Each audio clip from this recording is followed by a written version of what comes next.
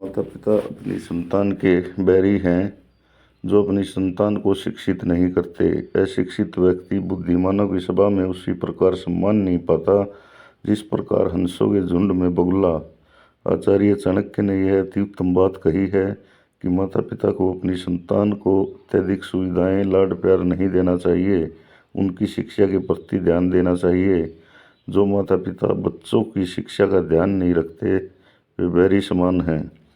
ध्यान देने वाली बात है, अनपढ़ व्यक्ति का कहीं भी सम्मान नहीं होता। जिस काल में चाणक्य ने यह बात लिखी उस काल में माता पिता बच्चों की पढ़ाई का ध्यान नहीं रखते थे।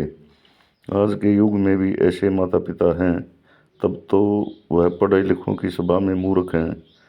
चाणक्य इसे हंसों के मध्य बैठे बुगले की संज्ञा दी है।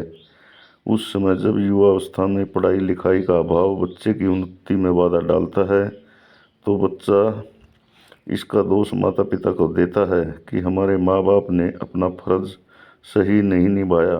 इसलिए माता पिता का पहला कर्तव्य है कि वे बच्चे को शिक्षित करें।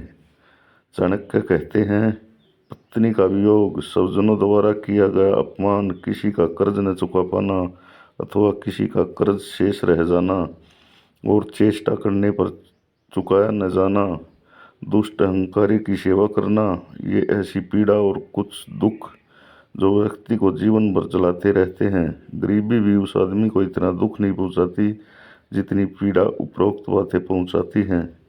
इनसे अग्नि के बिना ही व्यक्ति का शरीर जल जाता है। इसलिए आचार्य कहते हैं, अपनी पत्नी से अलगाव नहीं, जिससे बंधु बांधु अपमान न करें।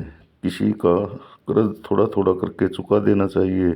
दुष्ट स्वामी की सेवा से बचें, क्योंकि ये बातें मनुष्य के जीवन भर सताती रहती हैं।